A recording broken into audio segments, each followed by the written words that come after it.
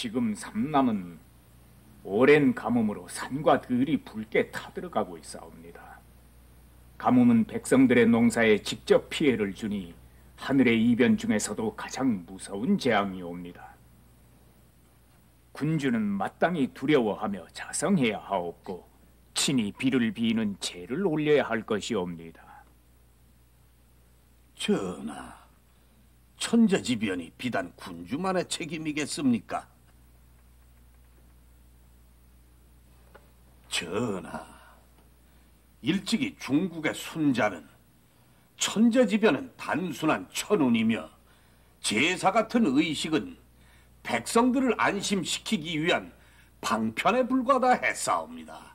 통촉하옵소서. 가당치 않소이다. 전하, 지금 도승지가 가뭄의 책임이 군주에게 있지 않다는 상주는 참으로 놀랍고 요사스러운 언사가 아닐 수 없사옵니다. 전하, 대신들은 제1원을 주장하면서도 지금 가뭄으로 전국에 검주령이 내려도 술을 마시기까지 하옵니다. 그러면서도 어찌 제1원을 내세워 군주를 핍박할 수가 있사오니까? 전하, 지금 백성들은 오랜 가뭄으로 목이 타들고 유랑하는 무리가 산과 들에 가득하옵니다. 이같이 어려운 때 임사홍은 왕안석과 같은 이단설로 경연관을 비난했으니 그 죄에 실로 망극하올 따름이옵니다. 그의 말은 군주를 그르칠 위험하기 짝이 없는 것이옵니다. 당장 관작을 삭탈하고 멀리 내치셔야 하옵니다. 통촉하옵소서. 임사홍을 삭출하라.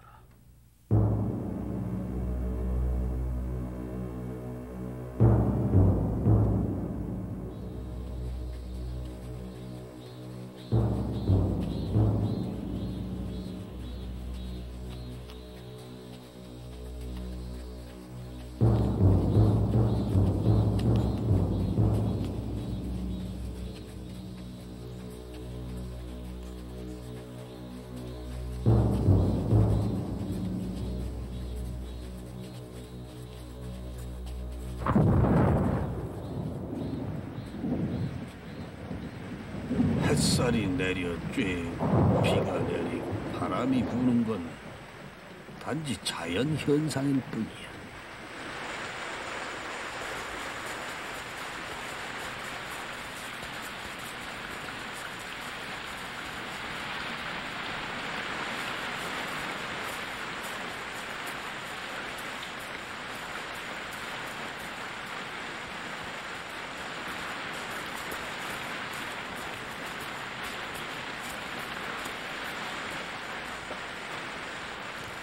하늘이 감흥하신 게야.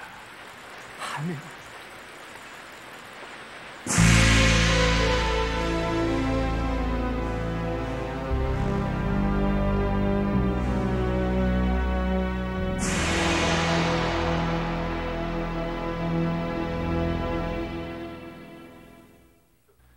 오늘날 단순히 자연현상으로 인식되고 있는 가뭄, 홍수, 일식, 월식, 지진 같은 천재지변들이 당시만 해도 왕의 잘못에 대한 하늘의 경고와 견책으로 해석됐고 당연히 왕이 그 책임을 져야만 했기 때문입니다.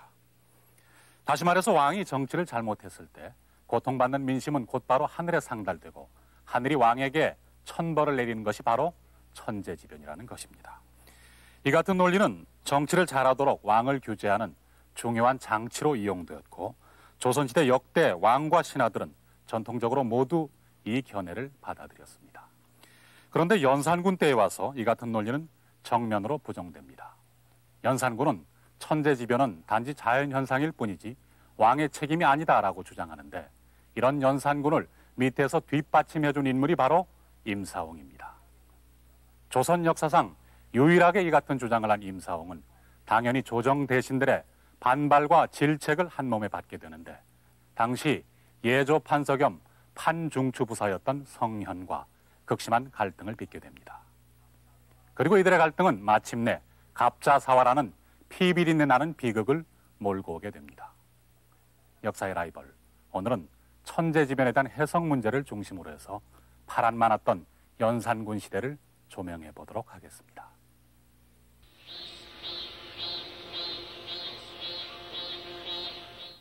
오늘은 강목 동한기 내용에 대해서 들으시겠습니다. 요즘 봄가뭄이 심하다니 사실인가? 그러하옵니다. 삼남 지방이 더욱 심한 듯하옵니다. 그래서 오늘의 진강도 가뭄에 관한 내용이옵니다. 오랜 가뭄으로 그해 농사가 폐농에 이르자 순자가 신하들에게 제의의 원인이 무엇이냐고 물었습니다. 이에 주거가 아뢰옵기를 폐하께서 문제와 광무제의 법을 폐하고 망한 진나라의 사치스러움을 따랐기 때문입니다 라고 말을 했습니다. 순자가 자신의 부덕함을 깨닫고 덕양전 바깥에 나와 앉아서 비를 빌었는데 주거가 다시 말을 하기를 일찍이 하늘의 뜻을 모르고 비를 빈다 하여 무익한 일이다 하였습니다. 순제가 동묘에서 땅바닥에 앉은 채 비를 빌었는데 주거가 소용이 없다고 했다. 옛 제왕 중에는 지성으로 비를 빌어 얻은 자도 있다지만은 주거의 말이 옳지 아니한가? 주거의 말 뜻은 정성으로 하늘에 응답을 해야지 형식으로 해서는 안 된다는 말이옵니다. 그러하옵니다. 거짓으로 글을 꾸미고 실제로 덕을 쌓지 않으므로 무익하다고 했사옵니다. 마땅히 은나라 탕왕이 한 것 같이 하여야 할 것이옵니다. 은나라에 7년 동안 가뭄이 계속되자 탕왕은 뽕나무밭에 나아가 비를 빌었습니다. 탕왕은 자책하기를 정사가 한결같지 아니한가, 백성이 생업을 잃었는가, 궁실이 화려한가, 부녀들의 아련이 성행하는가, 뇌물이 행해지는가, 아첨꾼이 날뛰는가, 이렇게 6가지를 자책하며 정성껏 기도를 드렸더니 오랜 가뭄 끝에 비가 내렸사옵니다. 비가 내리고 아니 내리고는 하늘의 변화이지 어찌 군주의 탓인가? 천재지변이란 마침 그렇게 될 운수일 뿐 그것을 두려워하고 경계할 필요가 어디에 있을꼬? 전하, 하늘과 사람의 사이가 항상 먼 것 같으나 실은 매우 가깝사옵니다. 하늘이 이변을 보이는 데는 2가지 뜻이 있사옵니다. 나라가 무도하여 장차 위태로운 지경에 이르렀는데도 군주가 혼미하여 깨닫지 못하면 하늘이 제의를 내려 경고하는 것이옵니다. 신하들이 왕을 가르치던 경연장. 여기서 자주 등장했던 것이 바로 천재지변의 문제였다. 이때 신하들은 거침없이 왕의 잘못을 지적하고 왕이 반성하고 근신할 것을 촉구했다.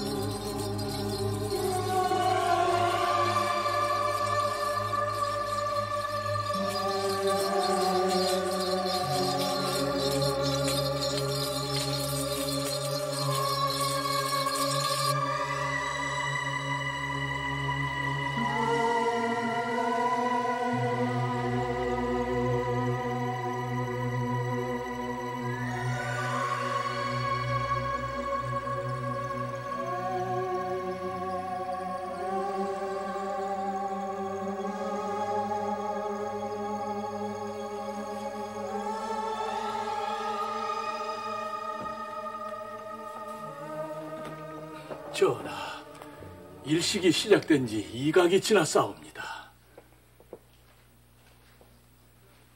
이제 1각이 지나기 전에 해가 본래 모습을 찾을 것이옵니다. 과히 심려치 마옵소서. 전하, 하늘이 이변을 보이는 것은 사람의 일이 아래에서 느껴지면 천변이 위에서 대응하는 것이옵니다. 군주는 마땅히 두려워하고 몸을 바르게 가져 반성해야 하옵니다. 천변이 생기는 것은 실로 나 때문임을 자인해야 하며 이를 우연한 일로 여기고 소홀히 해서는 아니 되옵니다. 일식과 월식은 다만 하늘에서 일어나는 주기적인 것일 뿐 사람의 일이 영향을 미친다는 것은 아무래도 믿기 어렵소이다. 아니옵니다, 전하. 일식과 월식은 비록 정하여진 자연의 법칙이지만 군주가 진실로 수양하고 반성하면 일식할 때 일식을 하지 않사옵니다. 중추원사께서 아주 잘 말씀하셨소. 옛 유학자들이 이르기를 군주가 신하에게 압도되면 일식이 생긴다 했소. 그렇다면 오늘의 일식은 어찌 설명할 터이요? 성현 세조 12년 발령시로 출사한 이래 중국 사신으로 여러 차례 뽑히기도 했고 성종 때는 대사한으로 제수되는 등 조정에서 신망받는 인물이었다. 그러나 연산군 주기 초 성종의 장례 절차 문제로 충돌한 이래 연산과는 사사건건 어긋나고 있었다. 천재지변이 생기면 군주는 수양하고 반성해야 하옵니다. 왕의 잘못에 대한 하늘의 경고요 견책이옵니다. 아니옵니다. 천재지변은 자연의 운수일 뿐이 더군다나 군주의 잘못으로 돌리는 것은 부당하옵니다. 자원아. 예, 마마. 아니다. 임사홍을 아느냐? 임사홍이오니까.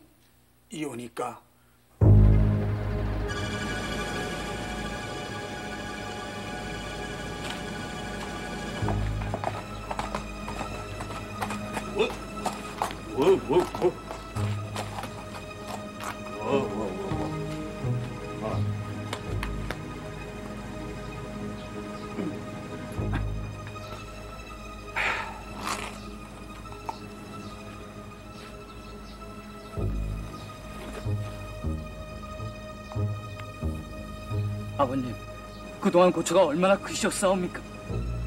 아버님, 보자 문안드립니다. 성현과 같은 해 급제한 임사홍. 역시 중국 사신으로 활약하는 등 학문도 높았으나 조선 역사상 유일하게 제1원에 반대하다가 성종 때 도승지직에서 축출된 인물이다. 그러나 그는 연산군의 측근으로 재등장하고 마침내 조정의 파란을 몰고 온다. 임사홍의 벼슬을 돌려주고 공신의 후손으로 그의 위계를 가선대부로 가져도록 하라. 아니 되옵니다, 전하. 통촉하옵소서.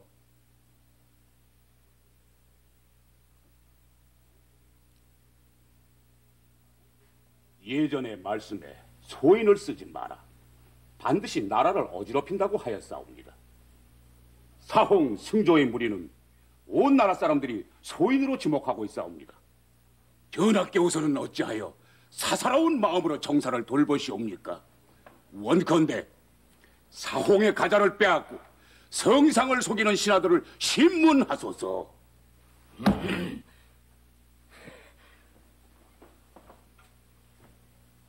임사홍은 일찍이 산왕조에 누구나 알고 있는 제2의 책임이 대신들에게 있다느니 제2는 하늘의 운수인이 하는 황당한 소리를 해서 삭출된 소인배이옵니다. 통촉하옵소서.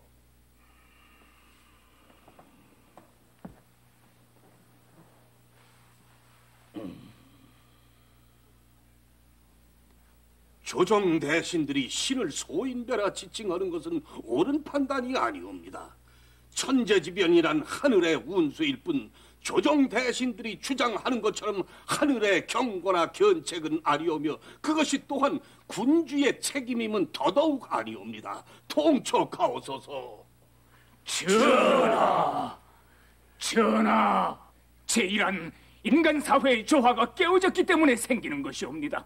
그렇다면 천명을 받아 백성을 다스리는 군주에게 그 책임이 있으면 당연한 이치이옵니다.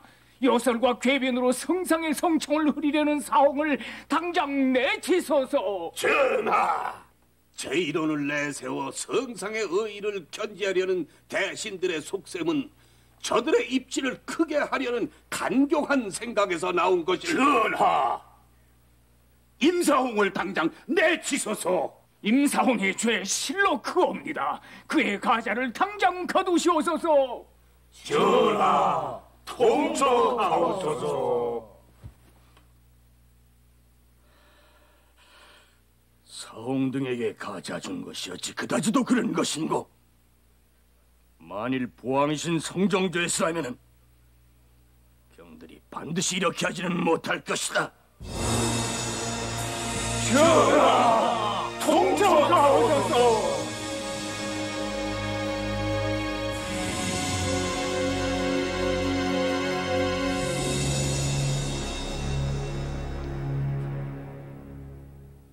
연산군은 임사홍을 등용함으로써 조정 대신들과 극심한 갈등을 빚게 됩니다.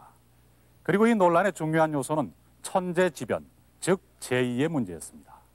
천재지변을 어떻게 해석하는가 하는 이 제1호는 가광조의 치세에서 상당히 중요한 의미를 가졌고, 따라서 우리 역사책에는 수많은 천재지변에 대한 기록들이 나옵니다.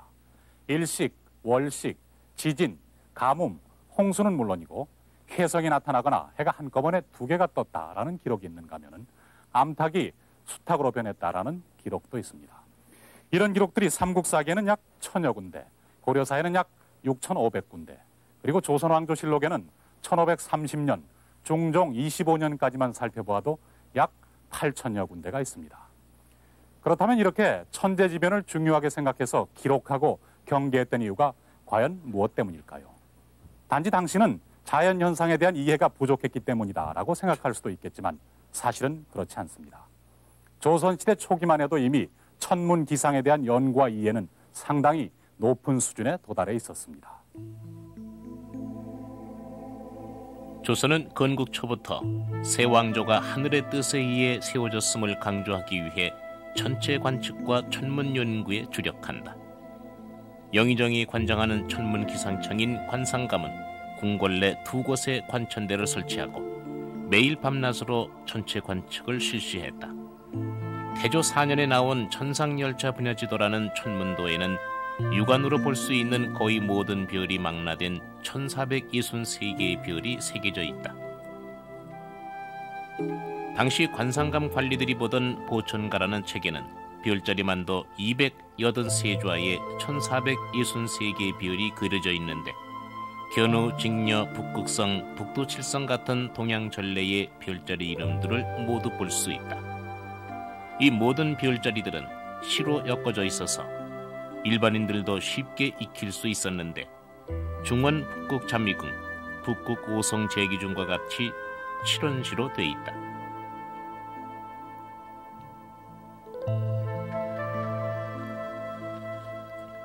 세종 때는 새로운 천체 관측 기구가 속속 개발됨으로써 천체 관측이 더욱 활기를 띠는데 마침내 세종 24년 1442년에 칠정산 내외편이라는 우리나라 고유의 역법서가 완성된다.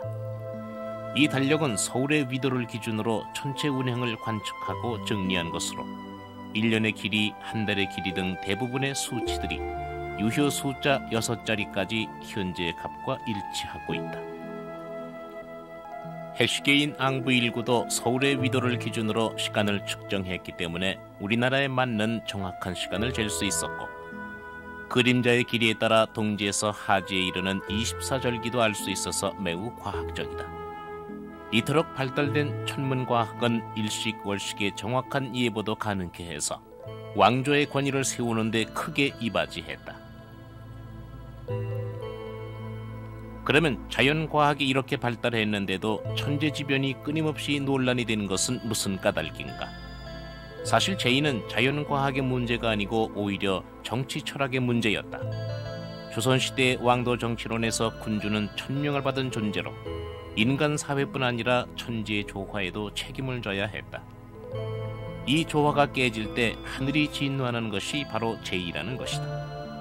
왜냐하면 천지와 인간은 서로 감응하고 있고 민심은 곧 천심이기 때문이다. 그런데 실록의 기록을 분석해 볼 때 흥미로운 사실은 세종이나 성종처럼 정치를 잘한 성군일수록 재변의 기록이 많이 나타난다. 이것은 군주 자신이 재변의 책임이 자기에게 있음을 인정하고 빠짐없이 기록에 남기도록 했기 때문이다. 일반적으로 정치가 잘못됐다. 그러니까는 임금이 해야 될 일은 이 정치가 어떻게 잘못됐기 때문에 이런 제의가 일어나는지를 설명을 할 필요가 있어요. 그렇다면 자기가 책임을 지는 책임의식을 보여줘야 되고 신하들에게 그것이 훌륭한 임금의 도리니까 그러다 보면은 그 훌륭한 임금이 되기 위해서는 그 최근에 어떤 일이 잘못됐기 때문에 이런 재해가 일어났는지를 그 여러분이 생각하는 대로 전부 아뢰라 하고 이제 신하들에게 소위 구원을 합니다. 이제 구원이라고 표현하는데 재의를 없애기 위한 구원, 말을 구한다 그 말이죠. 그래서 이제 구원을 하면 온갖 상소문이 몰려듭니다. 그래서 그 상소문 가운데는 아주 심한 임금에 대한 아주 노골적인 비난이 구체적으로 나오기도 합니다. 예를 들면 임금이 최근에 맞아들인 후궁에게 너무 깊이 빠져서 정사를 돌보지 않으니까 이런 일이 일어난다. 이런 식입니다. 이런 일이 끊임없이 반복되니까 임금으로서는 굉장히 괴롭죠. 그런 일체의 행동을 뭐라고 표현하냐면 공구수성 그래요. 그러니까 두려워하고 스스로를 도덕적으로 완성하려는 노력을 임금이 해야만 된다 그거죠. 그런 일을 하지 않을 때 이 자연의 괴리 현상이 그러니까 어긋남이 일어나서 재해가 자꾸 일어나는 것이다. 이렇게 설명을 하고 있기 때문에 그래서 제의는 결과적으로는 어떤 역할을 하냐면 임금의 권한의 그 뭐랄까 권한을 그 발휘하는 것을 임금이 마음대로 행동하는 것을 상당히 억압하는 그런 그 요소가 되죠. 그래서 왕권을 제약하는 최대 요소가 바로 제의다 이렇게 볼 수가 있어요. 그러니까 신하들로서는 당연히 이 제의를 혹시 부분적으로는 그게 꼭 임금 잘못이냐 하고 생각하더라도 신하들 전체 입장에서는 그것을 임금 잘못이라고 일단 또 넘겨야 임금에 대해서 자기 하고 싶은 얘기를 마음대로 할 수 있기 때문에 이것이 그 상당히 편리한 밑에 의사가 위로 전달되는 이런 그 채널이 됩니다. 길이 됩니다. 그렇기 때문에 나는 이 제의설은 특히 조선왕조 시대는 그 언로를 트는 가장 중요한 그런 그 길이었다. 그래서 이것은 한국 언론사의 가장 중요한 대목이 아니냐 이렇게도 생각할 수 있다고 생각합니다. 석 달째 비 한 방울 내리지 않아 백성들은 아우성인데 검상께서는 허구한 날 주지육림에 묻혀 연회를 즐기시니 이러고서야 어찌 나라가 온전하기를 바라겠소. 그것뿐입니까? 재정 낭비가 심하니 백성 수탈은 더욱 심해지고 그것마저 부족해서 신료들의 재산마저 온갖 구실을 다해 빼앗고 있으니 이 가뭄도 결국 주상의 잘못 때문이라는 것을 일깨워 줘야겠는데 이제는 경원관들의 제의론을 무시하시는 것만이 아니라 제의론을 아려는 대신들마저 책망을 하시니 그것이 걱정이 되옵니다. 제의론을 반대하는 임사홍을 중용하신 까닭인즉 제의론을 주장하는 신료들의 입을 막자는 게 아니고 무엇이겠습니까? 그렇다면 이대로 가만히 있을 수는 더더욱 없는 노릇 아니겠소? 가만히 있다니요. 대감들이 나서서 상소를 올려야지요.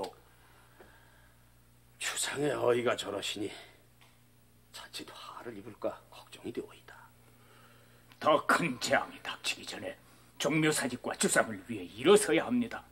백성들을 저대로 굶어 죽게 할 수는 없는 것 아니오.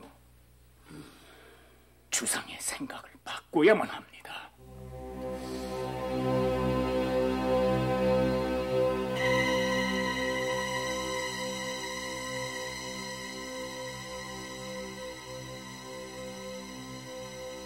전하, 신지중추부사 성현이 홍문관과 예문관, 사관원과 사헌부 대소신료들의 연명으로 엎드려 아뢰나이다. 재앙은 무단히 생기는 것이 아니오 허물은 반드시 돌아가는 데가 있사옵니다. 엎드려 생각한데 봄이 되면서 날은 감으로 농사는 폐농이 없고 백성들의 한숨과 근심은 천지간에 가득하옵니다. 또한 지난 이모일에는 관악산에 붉은 비가 내렸으니 괴이함이 또한 심하옵니다. 이 모두가 전하께서 멀리 하셔야 할 소인을 가까이 두기 때문이옵니다. 전하, 통촉하소서. 아직도 사홍의 일로 과인을 핍박하는가? 이는 작은 일을 빌미로 신하들이 인군을 제어하고자 함이 아니고 무엇인고? 전하, 사홍의 가자를 거두시고 전하께서는 마땅히 마음을 찾아서 경계하고 삼가고 두렵게 여겨야 하옵니다. 그만들 두시오. 다시는 이 일로 상주하지 마시오. 전하, 통촉하시옵소서.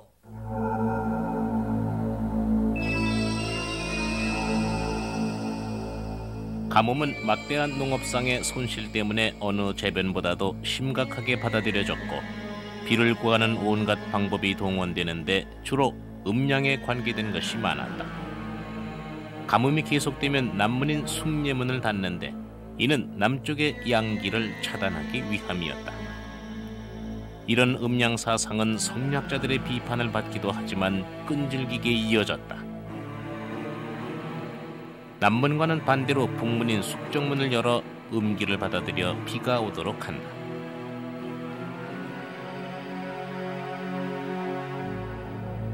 시간을 날리는 것도 북 대신 보신각의 종으로 했다. 이는 쇠는 가죽은 양에 속하기 때문이다.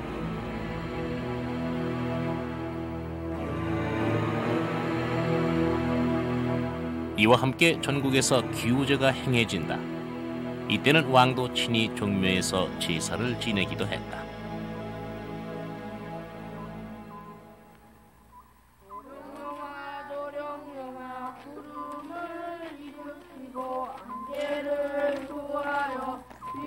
기우 방법 중에 자주 행해졌던 도룡뇽 기우는 푸른 옷을 입은 소년들이 노래해서 동자기우라고도 불리웠다. 안개를 도하여 비를 오게 하여라. 그리하면 너를 놓아 돌아가게 하리라.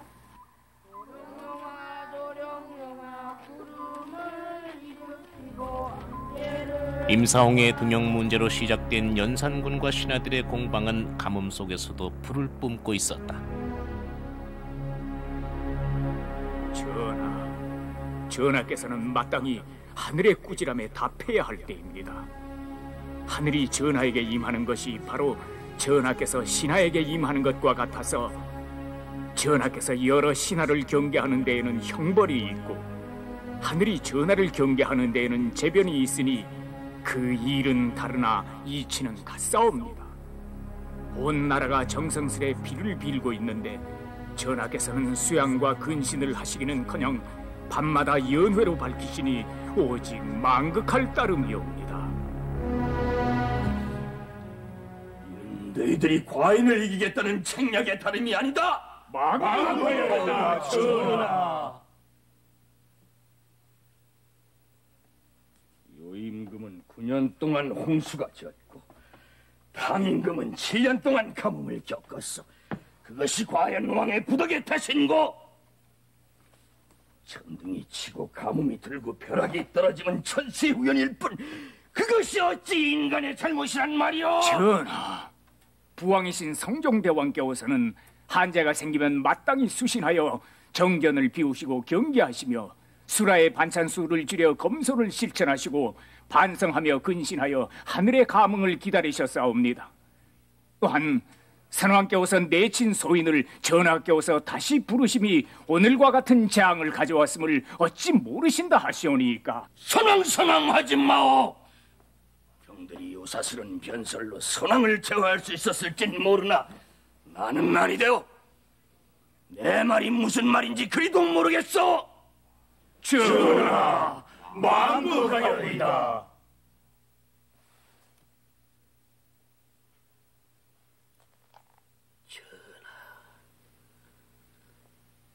가뭄 같은 재변을 빌미로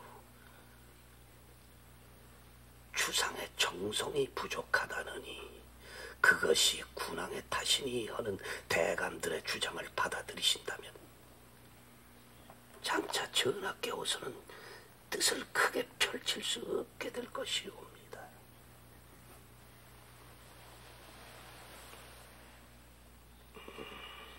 대감이란 위인들이 저희들이 잡은 권세를 지탱하려고 온갖 술책을 쓰고 있음이옵니다. 두고 보아. 내 저들의 핍박에 굴복치 않을 것이야.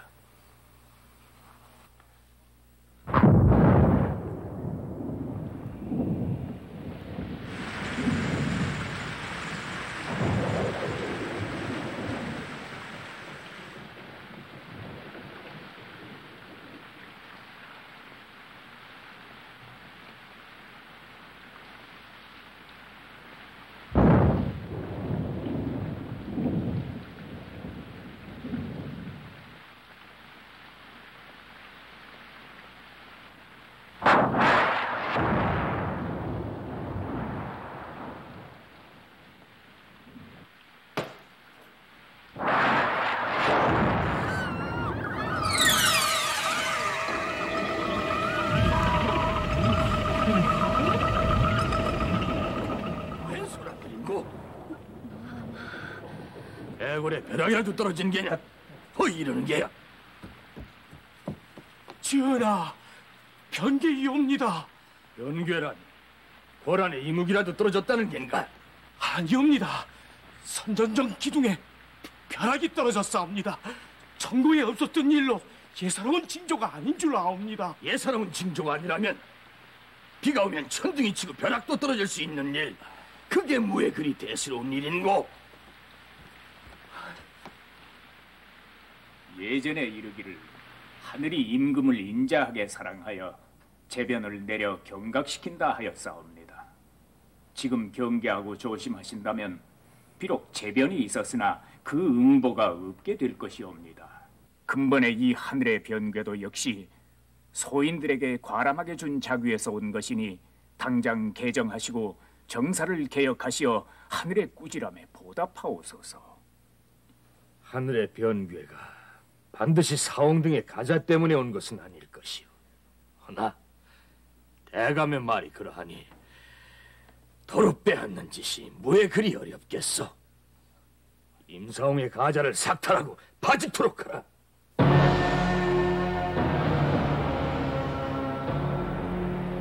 연산군 3년 6월에 벼락이 떨어졌던 선정전은 바로 이곳 인정전 왼쪽에 자리 잡고 있습니다. 보시는 것처럼 대궐의 전각들 중에는 유일하게 푸른 지붕을 얹어놓고 있습니다. 조선왕조 500년 동안 수많은 재변이 있었습니다마는 임금이 집무하는 정전 기둥에 벼락이 떨어진 것은 그 이전에도 없었고 그 이후에도 없었던 유일무이한 사건이었습니다. 이 사건으로 해서 제1원의 의문을 제기하면서 임사홍을 고집했던 연산도 일단은 신하들의 주장을 수용할 수밖에 없게 됩니다. 이것은 이 사건이 연산군대의 왕권과 신권, 즉 군신 간의 권력 관계에 중요한 변수로 작용했다는 것을 의미합니다. 세조는 전제군주로서 절대적인 왕권을 행사한 반면에 성종조에 이르면은 세조의 정치에 대해서 비판적인 세력들이 주도권을 장악하고 왕을 견제함으로써 왕과 신하의 관계는 그 균형을 유지하게 됩니다. 이후 연산군이 등장하면서 다시 주도권 다툼으로 팽팽하게 대립하던 왕과 신하의 관계는 이 벼락 사건으로 해서 일단 연산군이 한 발짝 물러나는 모습을 보이게 됩니다. 그러나 연산군은 이후 임사홍과 함께 새로운 반격을 준비하게 되는 것입니다.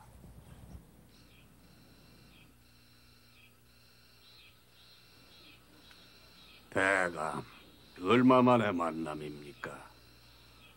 오랜 세월 지난 일이니 다 잊으시고 심기를 펴시지요. 내게 하실 말씀이란 게 뭔 게요? 대감, 아직도 날 못마땅하게 여기고 있어. 내가 다시 조정해 나간다면 그때도 반대를 하시겠소? 그건 임공이 더 잘 아실 일이 아니겠소. 이젠 옛날하고는 형편이 많이 달라졌을 터인데요.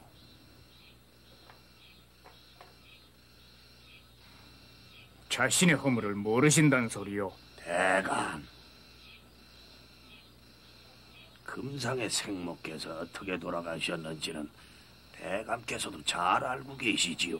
오늘 만남은 없었던 것으로 하십시오. 정이 이러실 터요. 내가 임공의 청을 받아들인 게 불찰인데 싶소.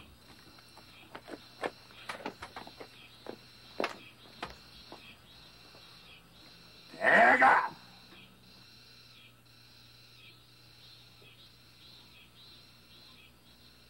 훗날 오늘의 일을 잊었다고는 하지 마시오. 머지않아 반드시 후회할 날이 올 것이오.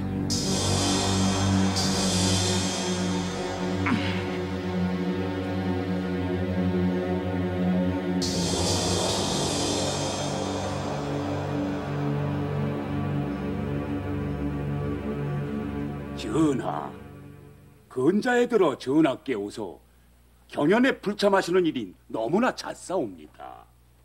이후부터 과인은 경연에 안이 나갈 것이니 그리더라오.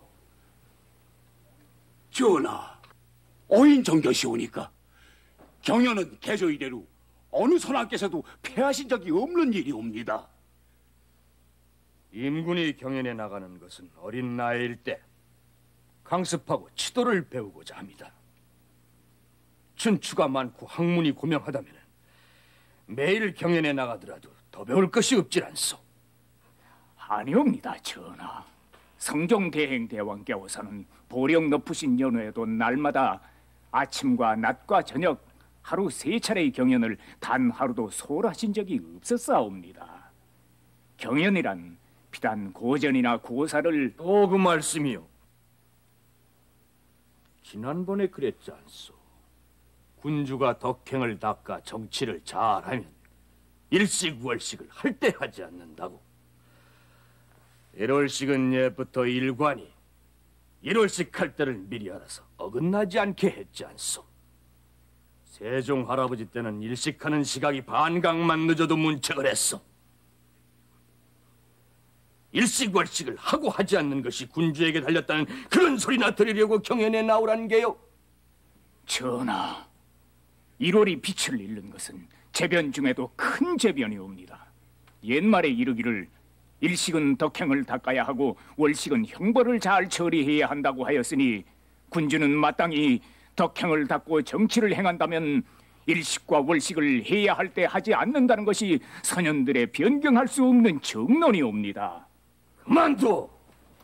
전하, 임사홍 대감 입시옵니다.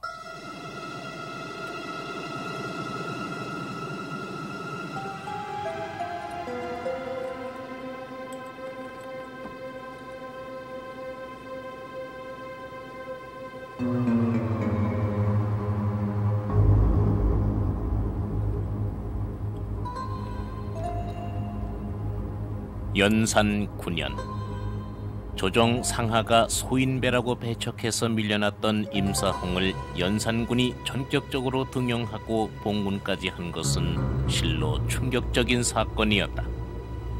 더욱이 이듬해는 병조 판서 겸 홍문관 제학으로 중용된다. 무엇 때문일까?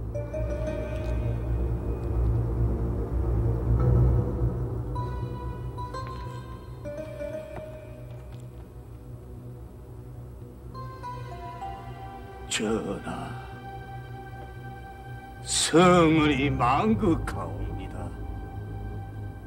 신사홍, 전하의 은총을 머리털 한 올이 남을 때까지 보은하오리다. 전하.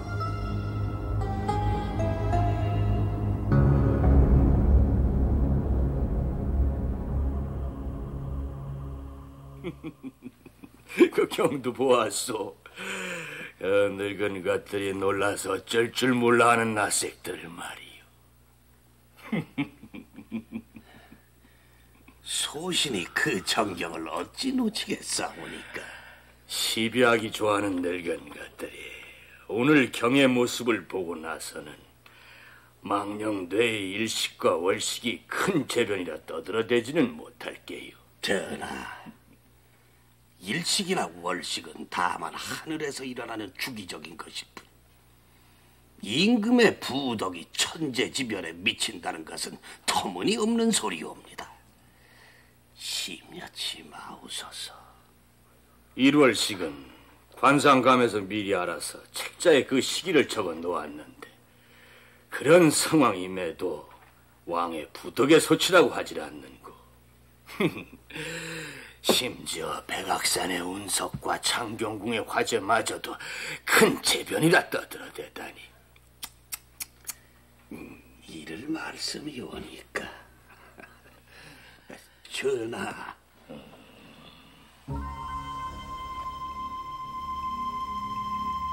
사실 연산과 임사홍의 생각은 당시로서는 터무니없는 말은 아니었다. 일식, 월식은 이미 고려시대부터 예보하는 것으로 돼 있었고, 세종 때가 되면은 시각까지 정확하게 예측하고 있기 때문이다. 그래서 실록에는 수많은 예보 기록이 나온다. 이렇게 정확히 계산할 수 있었던 것은 바로 칠정산내편이 있었기 때문이다. 세종 24년 이순지와 김담이 편찬한 이 책은 서울의 위도에서 해와 달의 운행을 관측하고 그 시간을 계산하는 방법을 자세히 적고 있다. 따라서 그 이전에 중국의 역서로 계산하던 때와 비교하면 그 정확도가 훨씬 높아진 것이다. 이런 상황에서 일식월식을 잘못 예보한다는 것은 있을 수 없는 일이었고, 시간 계산이 조금만 어긋나도 일관들이 처벌받을 정도였다. 당시 일관들은 해와 달이 운행하는 법칙을 외우기 쉽게 노랫말로 지어 일식, 월식을 계산하는 데 편리하게 사용하고 있었다.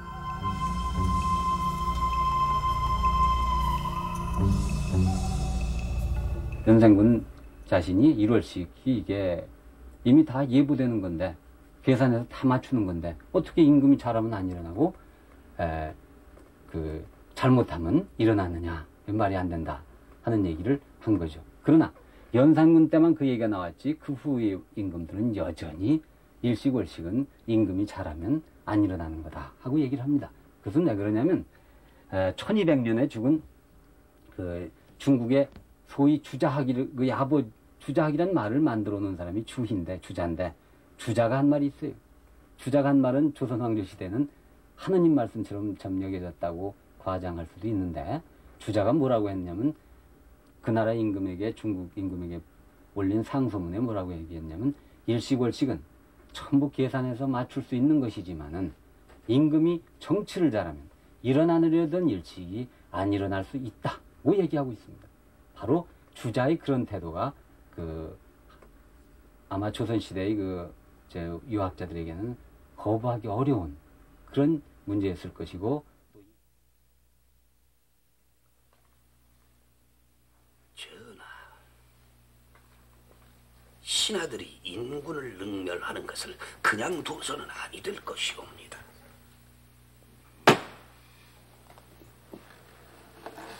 부왕이신 성종대왕께서는 1000명이란 족쇄 때문에 대신들의 제의론을 받아들이셨지만은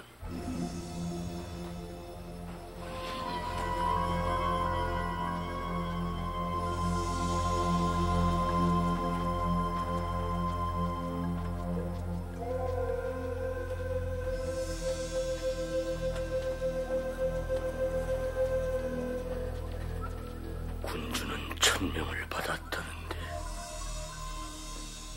어찌하여 신하들은 과인의 권위를 인정치 않을꼬? 전하, 힘있는 군주만이 만 백성 위에 군림할 수 있고 삼공육경을 수족처럼 휘어잡을 수 있는 것이옵니다. 난 결코 선왕처럼 되진 않을 것이야. 전하,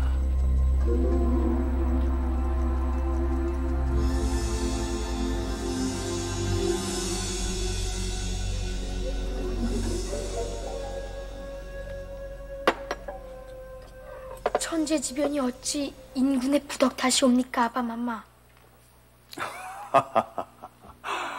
군주는 하늘의 명을 받아 만 백성을 다스리기 때문이지. 군주가 올바른 정사를 펴지 못하면 군주를 실책하는 것이 재변이니라. 그렇다 하여 아빠마마께서는 이런 비좁은 방에서 찬도 없는 수라를 드시옵니까? 제의가 일어나면 왕은 근신을 하고 반성하는 뜻에서 정전을 피하고 음식을 줄이는 것이니라. 또한 죄수들을 방면하고 신하들에게 비판을 구해 하늘이 감동토록 해야 하는 게야. 이때는 신하들이 아무리 심한 말을 하더라도 이를 용납해야 하는 법이니라. 소자 같으면 그리하지 않을 것이옵니다. 그리하지 않겠다니. 소자가 배우기에는 일식과 월식 같은 것은 해와 달이 항상 다니는 궤를 따라가다가 생기게 되어 있는 현상이라 했사옵니다. 그것이 어찌 제의옵니까?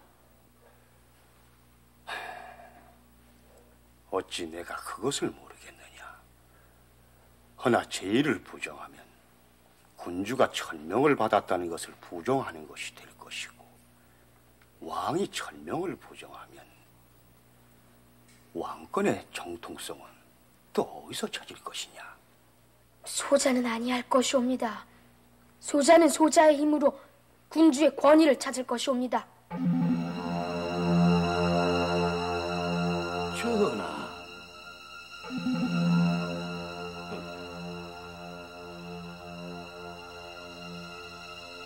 조정 대신이란 늙은 것들이 제의라는 궤변으로 왕을 능멸하고 압도하려 하고 있음을 내 간과치 않을 것이야.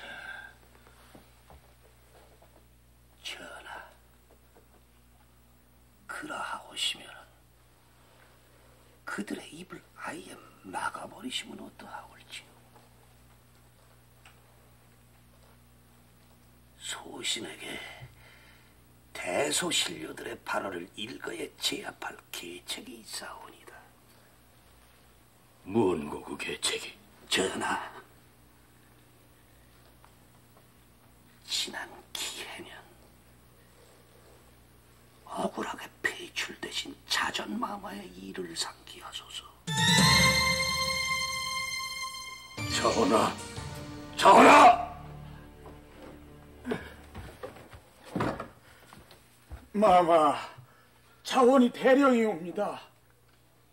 당장 성정원으로 달려가 내 어머니가 폐위될 때에 시정지를 올리라 하라.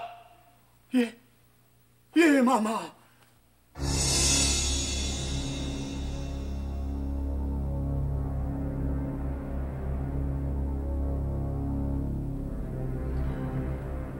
더 이상 기다려도 소용이 없을 듯하군요. 전하께서는 아무래도 경연을 아예 피하시려나 봅니다. 경연에 나오시지 않으시면 이제 정승이나 대관들의 얼굴조차 마주하지 않으시려는 겁니다.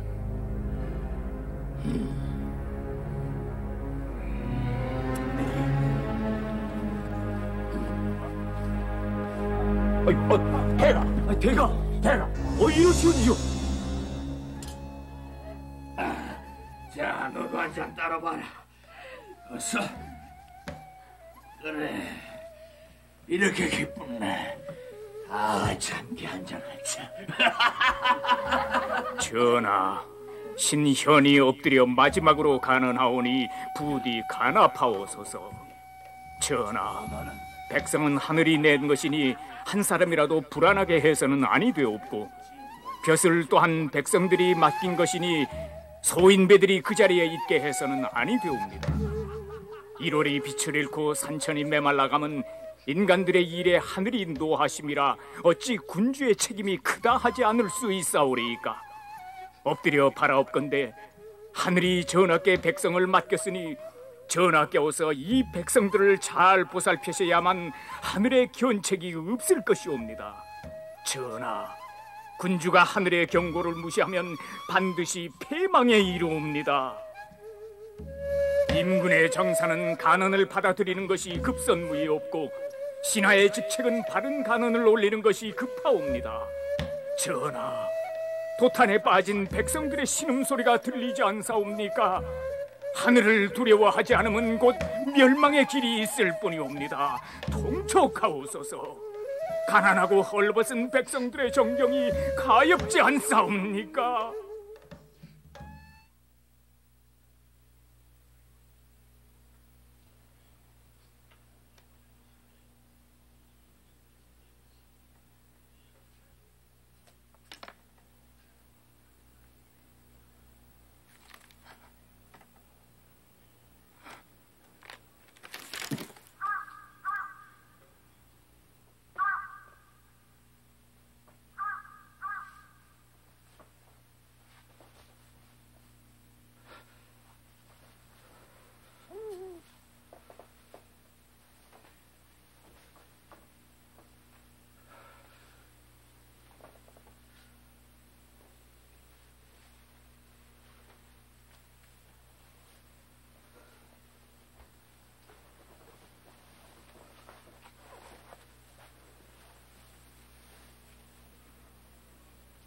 마마, 병판대감 입시옵니다. 들게 하라. 냉큼 들어오게 하라. 예.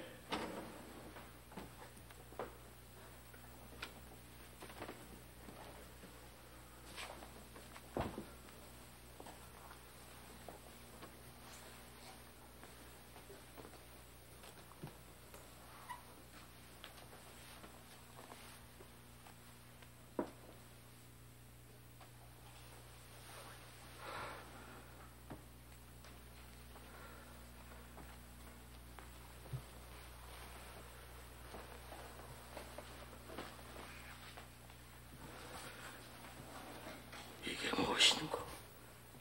전하, 이 속에는 폐빈 마마께서 돌아가실 때 흘리신 피눈물이 묻은 수건과 사약을 받고 피를 흘리실 때 그 피를 닦은 한삼이 들어있사오니다.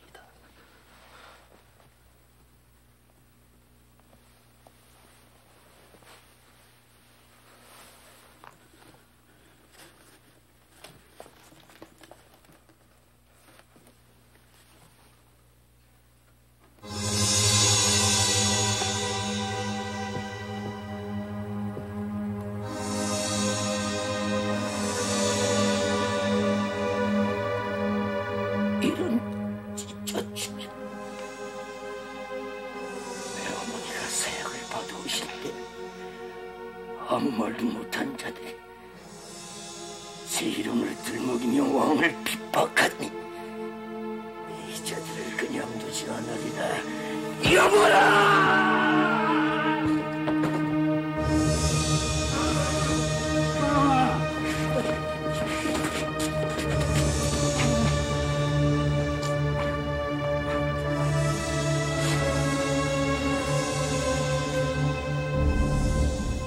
내 어머니를 모함하여 죽여 왕을 능멸하려는 자들을 모조리 잡아 엎쳐라!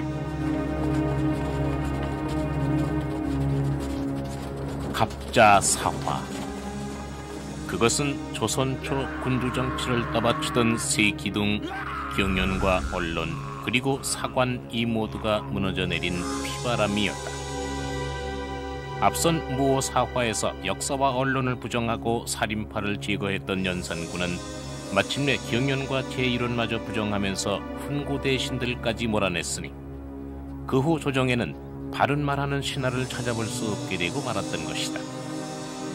성녀는 갑자사화가 있기 9달 전 병으로 죽었지만 화는 무덤에까지 미쳐 연산군은 그를 부관 참시토록 한다.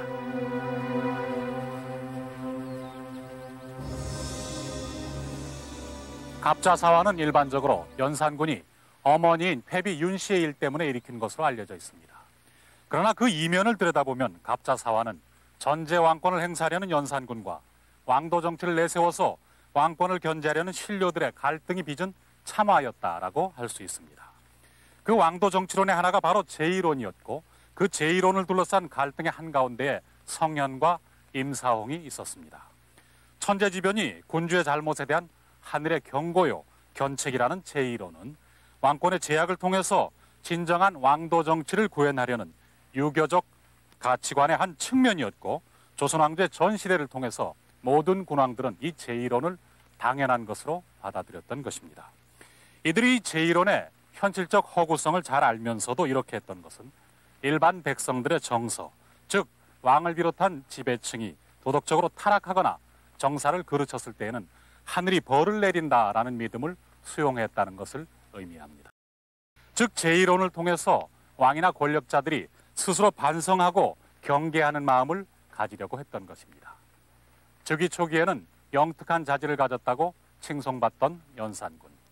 그러나 그는 천재지변이 자연현상이라는 사실은 잘 알았지만은 그 제1호의 진정한 의미와 거기에 투영된 민심의 실상은 읽지 못했던 것입니다.